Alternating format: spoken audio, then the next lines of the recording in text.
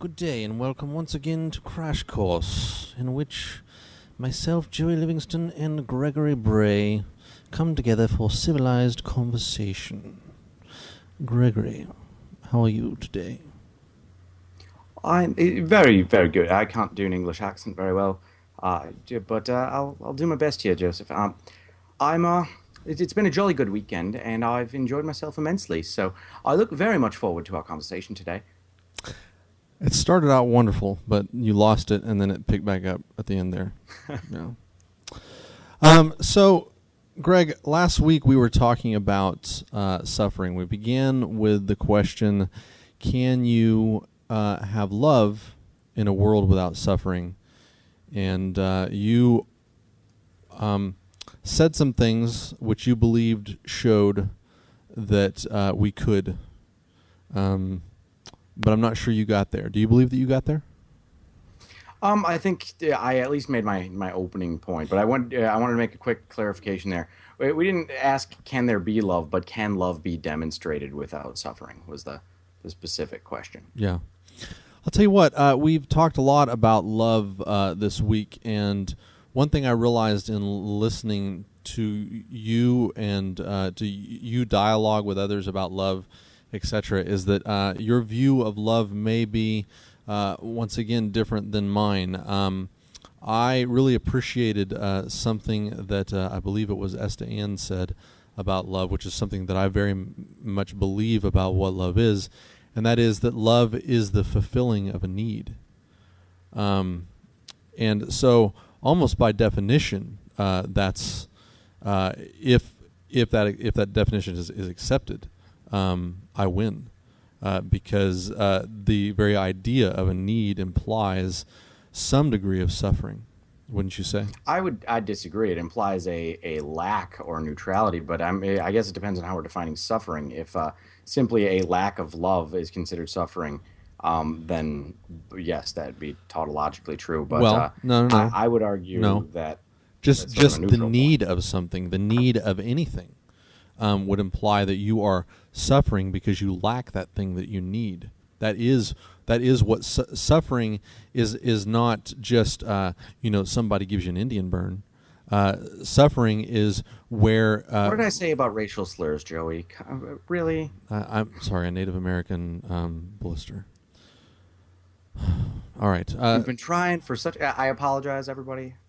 Mr. Livingston is sorry. Continue.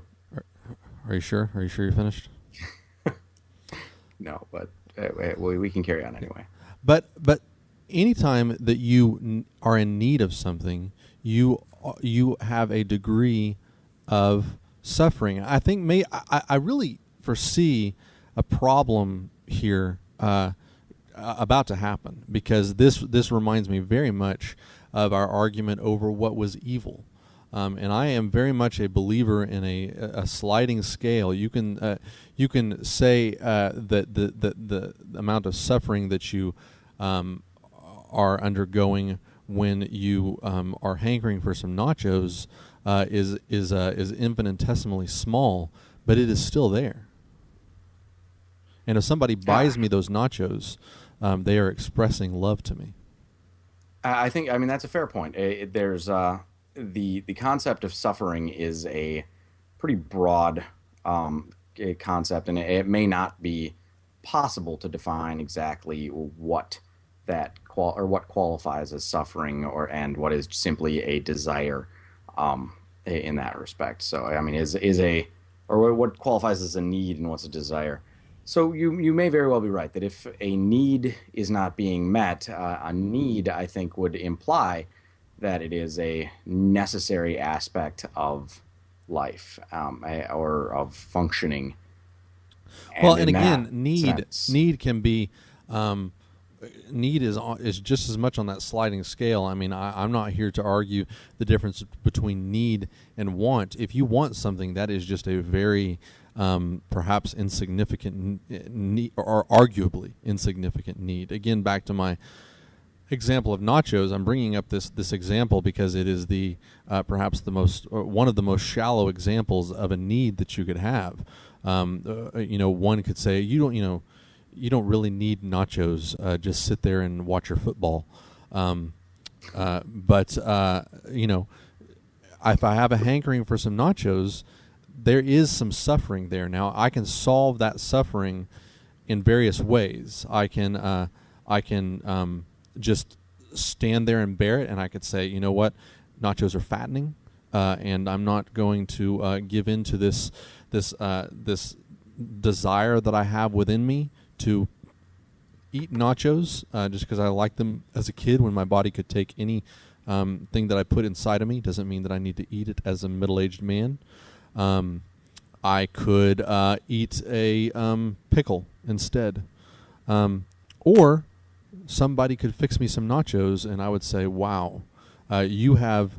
well, first let me say that I am suffering. No matter how you argue it, there is a real perspective there in which I am suffering. Now, that suffering may come from a mental conditioning that is not good for me, and I can make it go away through a reverse conditioning process. But in the meantime, I am suffering, and that suffering is real. And I'm not suffering very much, but I'm suffering a little bit because I want my nachos. I honestly don't know then if I can argue, given that definition of suffering and that definition of love, that I could even make such an argument. Is suffering it would be, I mean, in that case, by definition, any time that you are not blissfully happy. All right. And all right, seems to be a small victory for me. However, there is a larger victory to be won here, and that is the whole reason why it was brought up, because this was brought up in the context of arguing that God could be able but not willing without being malicious. Now, I don't want to go back too far to that argument, but the implication was the reason why the reason why I went there is to begin demonstrating that suffering in many degrees in this world is yes, a bad thing, but also an opportunity for love, and not necessarily one that God has created with intention, but simply that we live in a world where there is need, and that need is allowed to exist on a sliding scale. And so, therefore, is suffering, and so, therefore, is love. You see, and my argument, I summed up, it was I made a reference to quote that talked about how broccoli does not affect the taste of chocolate. But I think there is a fair argument to be made that eating chocolate right after eating broccoli may increase your positive feelings associated with that taste, the experiential and those feelings are real aspect of it. Those feelings are real. That's why when you said that, I immediately said, yes, it does. I understand where you're coming from, but in the same sense that I can suffer from not having my nachos is the sense in which I speak, where chocolate can alter the flavor of broccoli. The perceptions. Well, this is where I think we may need to define suffering. If I'm going to commit to going forward on this topic, it's one that suffering. I think I need to prefer the definition that I would agree to, and see if you want to amend that. Would that work for you? Sure. Shoot, as they say. So when I'm talking about suffering, first of all, what word would you think would be the best antonym for suffering? The opposite end of that spectrum. Happiness, pleasure, joy. Maybe thriving. Since we're talking about imperfect verbs. Okay. I'm not sure what imperfect verb means. You got me on that one. I'm not going to tell you. Okay. Don't worry, the Google will. But then, so suffering and thriving. If we are to say that these are opposite ends of a spectrum, my next question is it a reasonable thing to say that there is a neutral point between the two, where one is neither suffering nor thriving? Yes.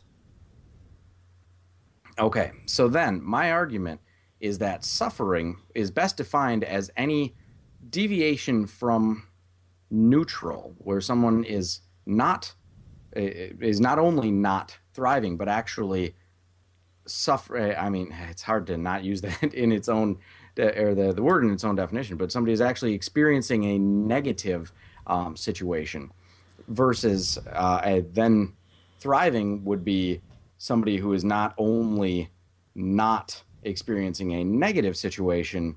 No, I'm sorry, somebody who's not only not in a neutral position, but also not experiencing a negative situation. That there is a neutral point, and a neutral point can be found for basically any situation, even if it simply means avoidance of that situation. I've noticed in our history of conversations here on Clash Course, and this is my opinion, that you have a habit of describing scenarios that are not realistic, and this, I believe, is one of them. Because although I believe that there is a neutral between suffering and thriving, I do not, number one, believe that there is any human being on this earth that is at that place, nor do I believe that it is that simple. Every human being on this earth has aspects of their life in which they are thriving, and aspects in their life in which they are suffering. And in no aspect, I don't think that you could say that they were completely neutral one way or the other. Well, I may very well agree with that, but I mean, this being a philosophical question of whether or not love can be demonstrated without suffering, I think that hypotheticals are perfectly valid to consider. And as a matter of fact, they're the most representative way to accurately examine the question at hand. I mean, this is not an analytic that's fair. Or empirical question. Okay. So yeah, you're right. But if everyone is thriving, then where is love expressed? Well, that's just the thing, though, is everyone does not need to be thriving if there is such a thing as a neutral point. That would be why the neutral point is a necessary function. If everyone if everyone is at a neutral point, then where is love expressed? I wouldn't say that love is necessarily expressed at a neutral point. Then love would not exist. That's a fair point. If everybody was at a neutral point, then love, at least we would not have any sort of concept of love, I guess. If terrified from that. I'm so terrified right now that you have me beat, and I just am not seeing it yet. The question was, can love exist in a world without suffering? Everybody's at neutral. Love does not exist. Right. Love does not exist. There is no suffering, but there is also no thriving. Right? We're at the neutral point. The question was not, can everybody thrive and love not exist, or can everybody thrive and love exist? The question was, can love exist in a world without suffering? You have just demonstrated you just demonstrated a world with no suffering in which love does not exist. That is not the goal. That's not your goal. You're absolutely right. I did, but this is illustrative. At this point, I have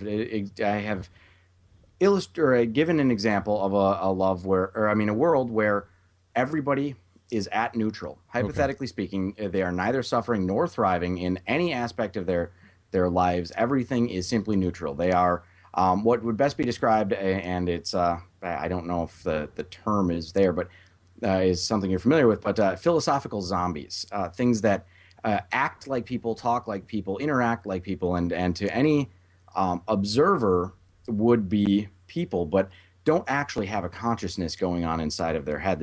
It applies very much to your Calvinist argument that you made with having sort of throwaway people. If Calvinists were to get rid of the concept of hell, then philosophical zombies could certainly fill out those who or represent those who are not with grace and will not be saved and simply playing a role. So if everybody was essentially a philosophical zombie, then this would be a world in which there is no love. There's no thriving, there's no suffering, and there's no love. So we have a neutral starting point. All right. If we deviate from neutral in the negative direction and we start introducing suffering, have we created love? No. But you have created an opportunity for love. How have we created, if there is no possibility to go beyond neutral, if it is No. only neutral and down, is If it's there,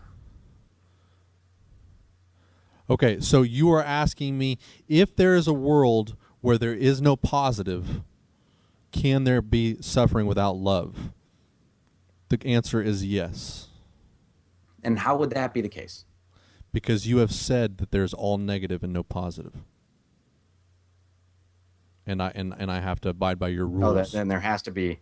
Well, but there is certainly a gradient of negativity is the question. So I mean, your initial. I was just asking you to elaborate and to qualify a bit more. I was not necessarily disagreeing with you when you initially said yes on that. So if there is, they can't necessarily go to a positive, but they can reduce the They can amount go of back to negative. neutral. Right? Is that Okay. a demonstration of love? The Yes. the effort to Bringing somebody reduce from negative back to neutral. Yes, that is a demonstration of love. if you can bring somebody from negative back to neutral, yes, that's a demonstration of love. Okay, well then, thank you for conceding your argument and making my point for me. Because at this point, we have obviously the perfect analog would be to reverse that and You have been say walking neutral around me and like a positive. spider for the past 10 minutes, and I still have no idea where you're going. Well, I mean, neutral, no suffering, but there is an absolute neutral point, and then there is thriving and only positive. Mm-hmm. It's then obviously any deviation from neutral and in the by the same exact standard that you just offered by bringing people in a positive direction from where they were at before is an opportunity to express love, correct? So bringing somebody in a positive direction from neutrality is certainly an opportunity to express love, is it not? Yes. But you're saying Then bringing somebody why from a would we state of need suffering? suffering, bringing somebody from a state of suffering to a neutral place is an opportunity for love. Correct. Okay. And therefore, because I'm assuming that the standard for that is a positive direction along the spectrum, correct? Is that where we're going with that? Correct. Yeah, that is relatively positive. So then it is also relatively positive to go from a neutral position to a positive position, to thriving, Right. correct? Right. So we could simply eliminate the negative portion of that spectrum. And as long as there is still a neutral and there is a gradient of positivity, love can be demonstrated. But however, on the other hand, if you go from a place of thriving to neutral, that is relatively suffering. You have suffered a loss. See, that's where I had to say, I mean, I had to look within the scope of um, how we're defining the terms. A Yeah. relative suffering. If you're Coming talking if from, you're talking about if we say that this sliding scale is objective and that no matter how people perceive it, that neutral place is always the same, then when somebody goes from thriving to neutral, there is a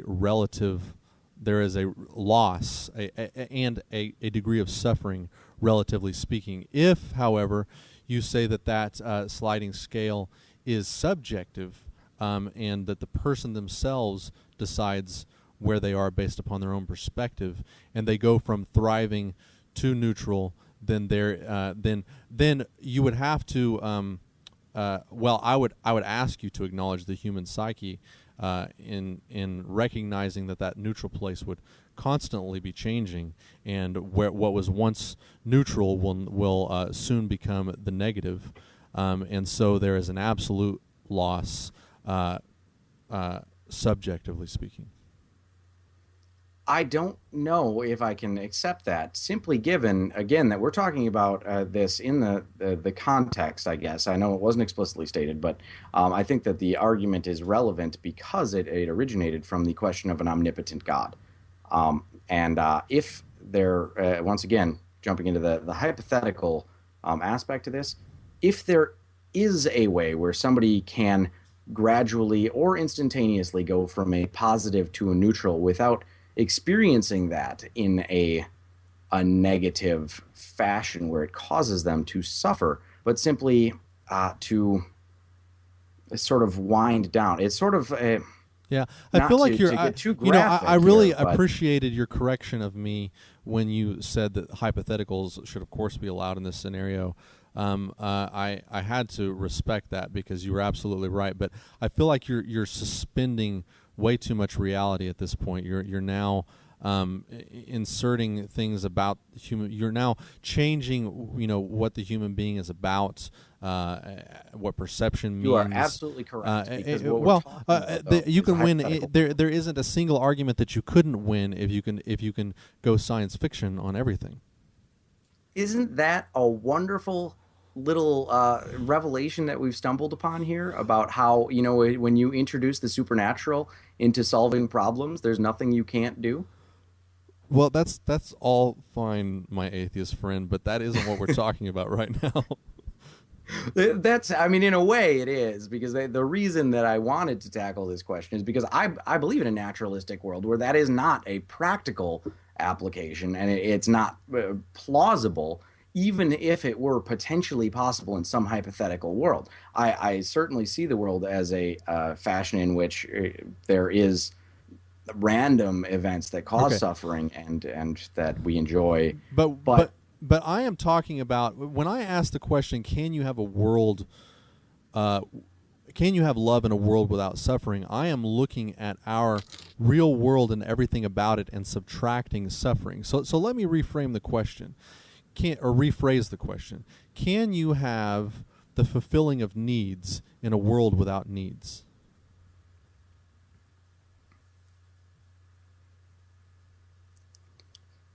I don't know. I guess to You go don't through. know? Hold Since on. Please say it that depends on again. what you mean by needs. That's Whatever why I I don't mean, know. I mean the same thing when I use it the second time. Can you have the fulfilling of needs? Let's just subtract the word needs. Can you have the fulfilling of A in a world without A? It's still. I know it seems like it's an open and shut case here, but it depends on what you. Yeah, I mean, how you're fulfilling what. If fulfillment can come in a gradient, then yes, you can have partial fulfillment. If this is an absolute dichotomy, then no. You can have. Okay, let me make the question even simpler. I'm sorry that I'm being so condescending. Can you have anything concerning A in a world where A does not exist? I would say by definition, no. Then. Okay, well, if that is the case, Well, then you then, can but not have the fulfilling of it either. I'll grant that, but I'll also say that your argument is self-refuting then when you say that suffering still exists in a world without suffering. You're basically saying that it's impossible to have a world without suffering. I didn't say that suffering still exists in a world without suffering. I said, Well, you said that any negative progression on the scale of neutrality to thriving or the neutral to positive, if you move back to a neutral position, that would be suffering. But yes, I mean, because you this put is a me in a hypothetical bizarro world without you suffering. put me in a bizarro world that I was trying to understand from the perspective of the world in which I live, and in the world that I live in, there is suffering, and what I mean by suffering is needs, and there is love, and what I mean by love is the fulfilling of needs. And But if you don't you have talked suffering, about needs huh? in this fashion. You talked about needs in this fashion where you desire for nachos is a need. I would say that needs, as far as again, if we're going to go by the scale of negative to thriving, then needs would be whatever meet that neutral point. That would be I the disagree. perfect I disagree. definition of needs. I disagree. You need food. No. And you need your body requires I need food to for you thrive.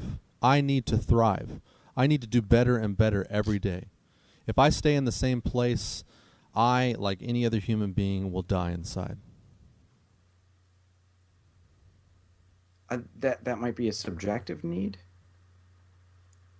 but It's still a need. I mean, I don't know whether it's. I don't even want to argue whether it's subjective or not. It is still a need. And when somebody fulfills But it, once again, then that's something I can't argue. I mean, I said out right out the door that I'm not going to be able to argue that case because I mean, if it's, but well, even that though, if we allow the hypothetical Godhead to be the solution to this problem, then there is certainly a I'm world in which not. every day could be better than the day before it. I'm not offering the Godhead as a solution to this problem. I'm offering love as a solution to the problem.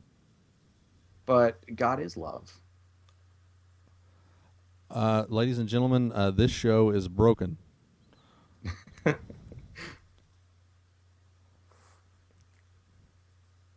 Love is blind. Ray Charles is blind.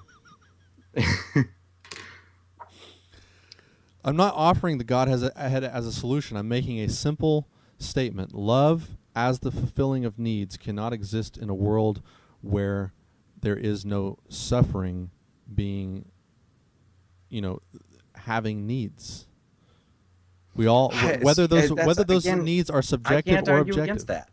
Okay. I can't argue against that. I'd say that the love as defined, or if defined as the fulfilling of needs, then sure, I'd say it might be. I could certainly argue that if love is defined as exceeding one's needs, then we could do it. If needs being met to the bare minimum is determined to be the neutral point, and anything below what one needs, one absolutely needs, is I would challenge suffering. you. I would challenge you to objectively determine anybody's needs.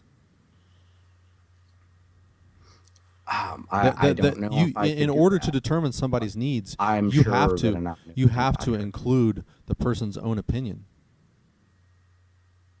Well, but I mean, let's take that to an extreme then. I'm going to attempt a reductio ad absurdum here. I'm going to say that I need $1 billion. Okay, And now I am immediately suffering I because agree. I don't have $1 billion. I agree. I mean, I can say anything and declare it to be a need. You certainly can. So let's. I mean, I think we're considering we're looking at a bit of the fallacy of the excluded middle here, and saying that something is either a need or not a need, and we need to recognize that there's degrees of need, and one of them might be sufficient for understanding it as the minimum necessary need to equate to neutrality. Yeah, not just during football. Right. I'm sorry, I have to deviate from the discussion here for just a moment to say my son Casey went to a football game, a family night, ironically enough, at the Green Bay Packers Stadium about a month ago, and I just heard this story because that was when I was in Jamaica, and when he went potty towards the end of the game, and when he was in there was a person who had indulged a bit too much, and had to make a trip to the bathroom for a little bit of relief of that issue. So he was vomiting, and Casey decided that he had too many nachos. So now anytime I hear nachos as a need, this is like, oh, too many nachos. He told the police officer while they were leaving, he saw. He decided the guy throwing up had too many nachos. Right. Yeah. He's like, I went potty. There was a guy who had too many nachos, and so when you talk about nachos as a need, I keep just equating it with beer. While we're deviating, something that I think about a lot when you and I debate is that the only time I think between you and I when there is a clear-cut victory is when we have failed, and it happens all the time, and I don't see any way to avoid it without being boring. When we fail to understand each other's definitions of terms.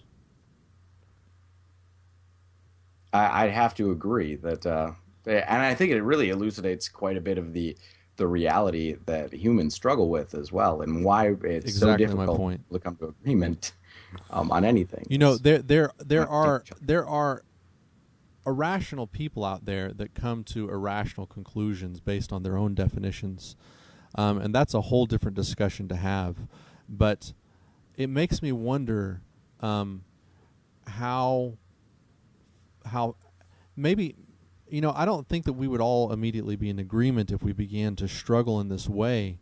But if we began to struggle harder to understand one another and to come to a more, deterministic way of speaking about things, it makes me wonder how much progress we would make in actually bridging all the gaps that divide us. Like why do we fight wars? Is that over a misunderstanding of terms? Quite possibly. There's a philosopher. My brother-in-law would be very upset with me right now for not remembering his name, and I'm really upset that I can't pull it up. So I'm looking at his Facebook account because he did his doctoral dissertation, which he never quite finished, but examining this philosopher's work. And I don't even remember the dude's name. So but this is a common thread. He was a contemporary of Bertrand Russell and Karl Popper. That's it. Wittgenstein is how it's spelled. And his essential position is that all of the disagreements and the arguments, even the religious conflicts and misunderstandings that people come to, all come down to language. That there's really, we all basically agree. It's just we're seeing things in different ways because we have to. Not only do we use language to construct what we are saying to try to describe these things to other people, but we use language in a way to understand things ourselves, and we're limited by that to do so. And I think that's a very valid and interesting point that we have come upon then. Language is just an interface between minds. There was a time when all men were alone in a sense because we couldn't share our realities like we do today. But now we can interface with one another through the use of language. But if you think about it, it can be just as much of a barrier as it is a bridge. Absolutely. I know there have been a very large number of times. As a matter of fact, even just this week in the Cult of Honesty, we had a discussion about the upcoming conversation this coming Wednesday. This was in the Facebook group, and specifically, it was about sort of some terms that have been coined and popularized by the feminist movement, specifically rape culture and the modern patriarchy. And I think that there was a very sincere conflict between myself and a few other people who tend to see these things the way I do, and then a few other people who were seeing it from a different perspective. But in the end, we basically came to the conclusion that we were simply focusing on different aspects of a spectrum that we all recognize to be the spectrum, and standing on level ground. But just this was simply, if we're looking on a spectrum that goes from blue to red, and both standing at purple, facing opposite directions, we're of course going to have a difficult time describing what we're seeing. So I don't know if that was a decent analogy at all, but it limits us quite a bit to be able to do these. And in the end, if we take that step back and look at the bigger picture together, and we recognize the common ground that we do have, that might be where they are. So I think to go back to the subject at hand here. In the interest of getting us fighting again, I would like to argue that it limits us, but yet in terms of having an interface, having a way not to be alone anymore, we are on the positive side of that spectrum. And yet we're suffering because we can see from where we stand how much more that we can have. And I argued in the middle of this little mini debate that we had that I need to thrive. And what I mean by that is that I need to do and I said this, I need to do better and better every day. It doesn't matter where I am. Uh, if I'm doing really well, I want to do better. I don't want to stay where I am. I don't want to go downhill. I want to do better. And I argue that that is a legitimate need for all of us, no matter where we are, whether we are, suffering in a cardboard box in an alley, or making billions of dollars selling software, that we all have a need, and a legitimate one, to do better. Well, I mean, I think in that case, suffering is absolutely unavoidable. That it is. We live in a world and in a universe with limited resources. We are limited creatures. And there is not such a thing as infinite growth.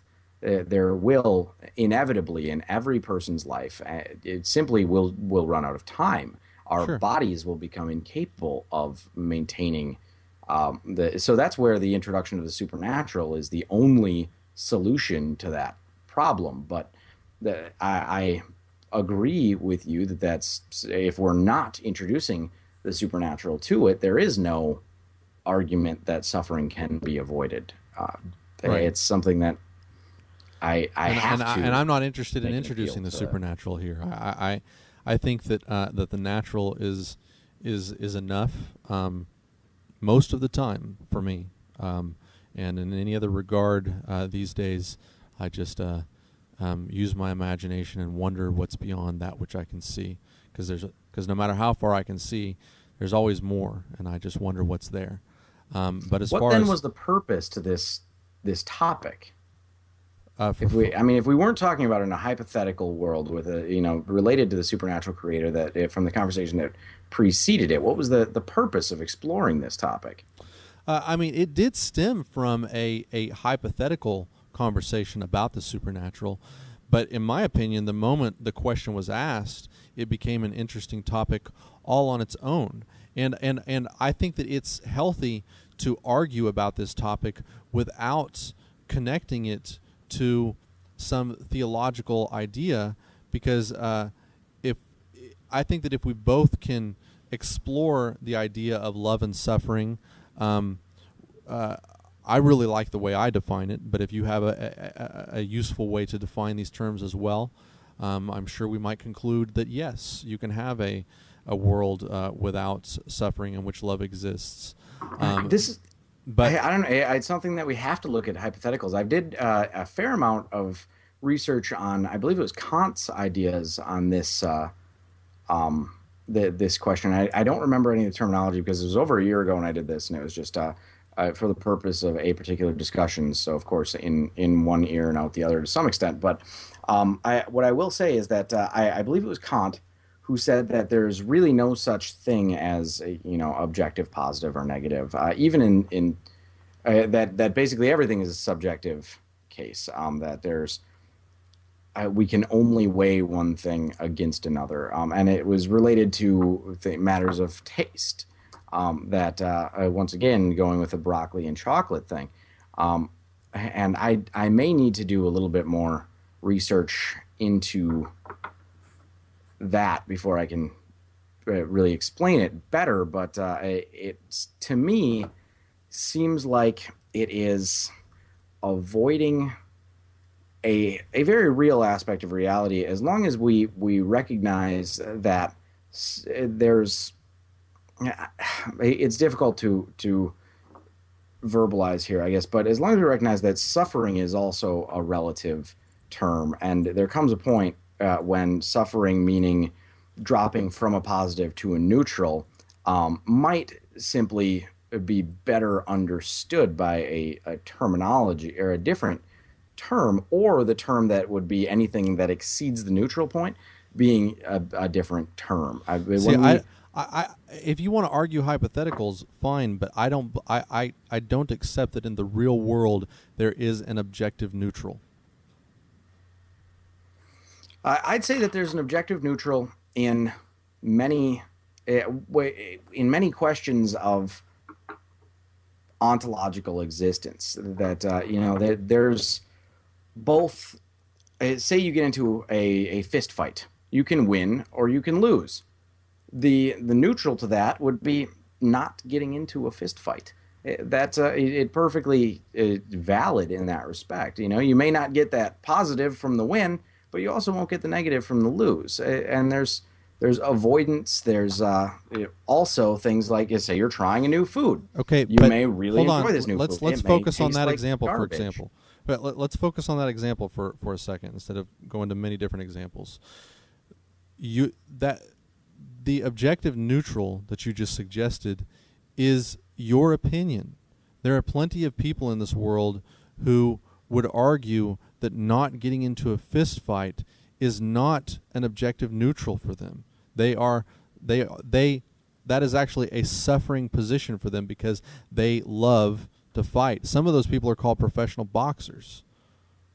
Sure, and those people, as long as there exists an outlet for them to find what they need, they may not be suffering so much as delaying their the fulfilling of their needs. That's the thing is when we shift the posts around so much, what I'm trying to do is determine.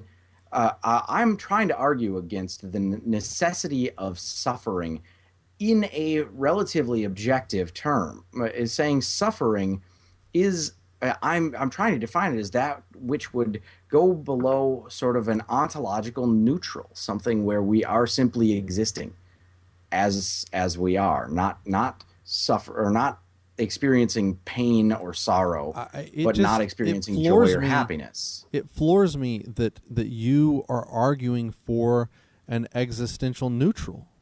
I mean, there is no standard for determining what is neutral here. It is all subjective, and the only way to objectively look at it is to observe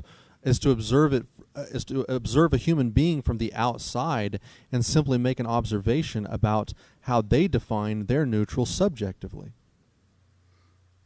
You're right. That is sort of the only way in which that could happen. But I think even most people have, if you were to ask them to find a hypothetical, if given any situation, say, is there a way that could have happened that it would not have caused you to suffer? Or if you had never experienced it at all, would you have not suffered, although you would have avoided the joy? Most people can come up with a way in which that could potentially, hypothetically, have happened. And it is a subjective viewpoint.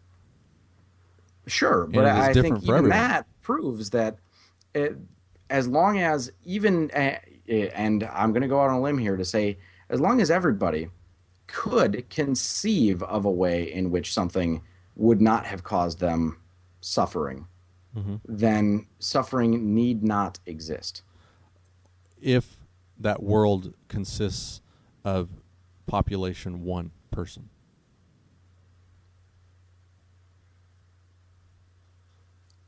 That may be true. I mean, the fact that, yes, needs come into conflict.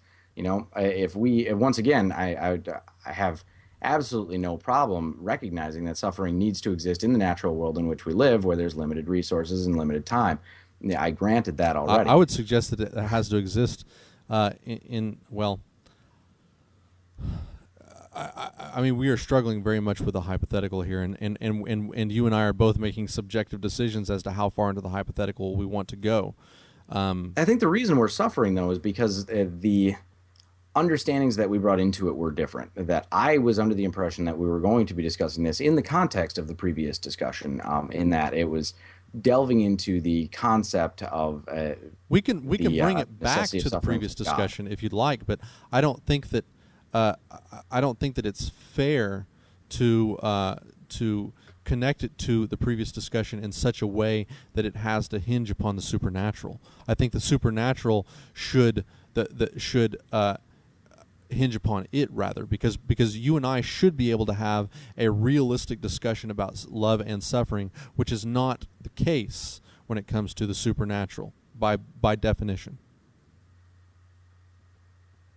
Suffering that is not the case. We cannot have a realistic discussion about something that at least one of us does not accept as realistic. That's true, but we can certainly have a hypothetical discussion. Yes, That's but you love know. love and suffering are something that we both accept to be real. So let's discuss it in the real world. Now, when you But talk the about question itself is a hypothetical question. Can this happen? And I'm giving you hypothetical ways in which it can happen. I mean, the when only one that you've we're given me so constructing far, this, the only one that you've given me, well, you've given me two. The first example was one in which you simply define it all to be so. And the second example was in which there is one person in this world, and they define for themselves what is neutral and always stay there. the third would be And by infinite the way, I would resources and argue, infinite time. I would argue that in that world, where that person is by themselves, love does not exist.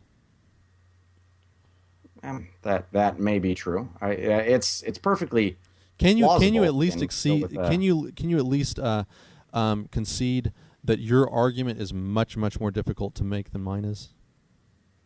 well, I think that the reason that I have to concede that I've conceded in many situations here already that I can't argue this case when we're talking about the world that actually exists.